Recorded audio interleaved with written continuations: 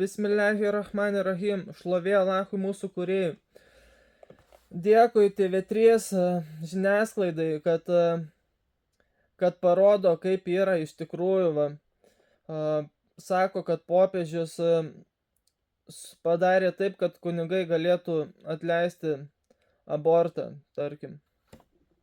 Ir prie to pačio atsakysiu šitos moters klausimą, kur jinai sako, kodėl Jėzus apaštalams pasakė, kam atleisite nuodėmes, tiems jos bus atleistos. Ar norite pasakyti, kad Jėzus klydo? Tai dabar paaiškinkit jūs man, ar šitas dalykas, kad apaštalai atleidžia kažkam nuodėmes, neprieštarauja jūsų doktrinai, kad Jėzus paaukojo save kaip šventąją auką. Jisai jau atleido žmonėms, tai kodėl turi būti apaštalų atleidimas? Tai čia vat yra klausimas, kas čia reguliuoja tai, kad kunigai gali nuspręsti, kam atleisti, kam ne. Ar čia buvo koksai nors pranašas po Jėzaus atėjęs, kuris nustatytų tą tvarką atleidimo, kad kažkas kitas galėtų atleisti, o ne tai, kad jisai paaukojo save pagal jūsų tikėjimą.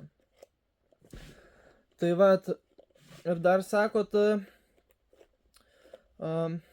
parodyk bent vieną vietą, kur Jėzus įsakė žudyti netikinčius. Tai prašau, paskaitykit, kur Jėzus sakė, kas nepriima jo viešpatavimo, nugalabinkite juos. Atveskite čia ir nugalabinkite.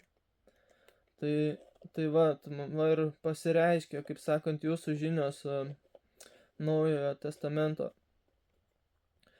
Tai ir dar jūs sakot, kad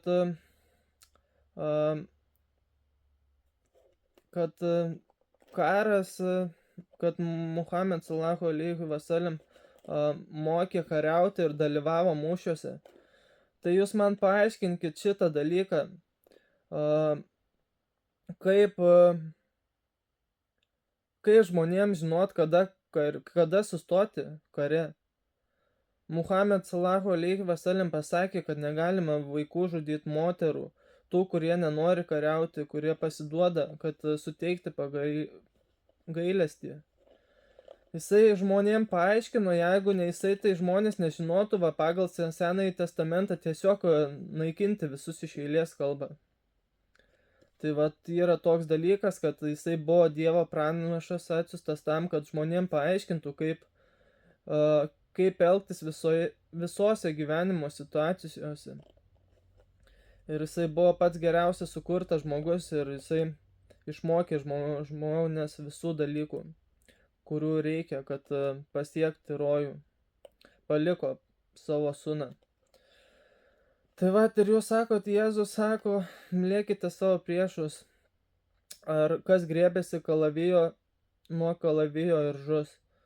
Tai matot šitoj, ar čia Matas, kas čia pasakojo, Matas 5:4.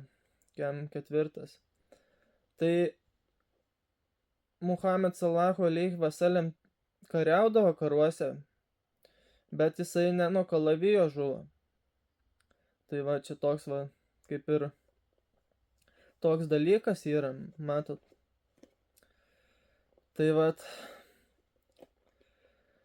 sakau, dėkui TV3, kad parodo iš tikrųjų, išlenda, nors ir prieš musulmonus kelia nesąmonės, bet ir parodo, kaip ir krikščionių ar katalikų tikėjimas prieštarauja. Tai žmonės.